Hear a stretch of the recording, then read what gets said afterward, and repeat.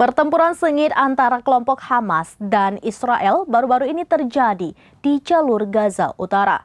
Kali ini mereka mengklaim telah berhasil merebut pos pertahanan Hamas dan menghancurkan terowongan bawah tanah.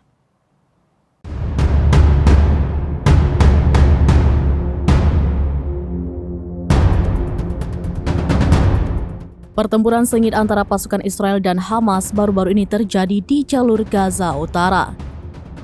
Kali ini mereka mengklaim berhasil merebut pos pertahanan Hamas dan menghancurkan terowongan bawah tanah.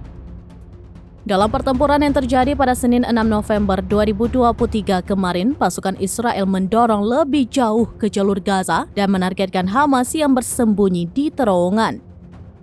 Dalam misinya kali ini, pasukan pertahanan Israel atau IDF mengatakan telah membunuh beberapa komandan lapangan Hamas dalam sekali gerak. Juru bicara IDF Laksamana Muda Daniel Hagari menyebut pasukannya berhasil menghancurkan terowongan yang mereka temui menggunakan berbagai persenjataan. Mereka mengerahkan pasukan angkatan udara dan darat dalam serangan merebut wilayah tersebut. Selain itu, mereka juga menemukan beberapa peluncur roket dan lebih dari 50 roket diduga milik Hamas. Roket itu ditemukan di sebuah kompleks dekat masjid. Kemudian pada Senin malam, pertempuran sengit dilaporkan kembali terjadi di area rumah sakit termasuk penggunaan suar oleh IDF.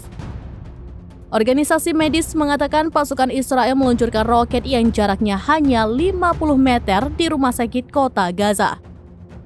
Sejauh ini, ada 10.000 warga Palestina yang tewas sejak serangan udara Israel 7 Oktober 2023.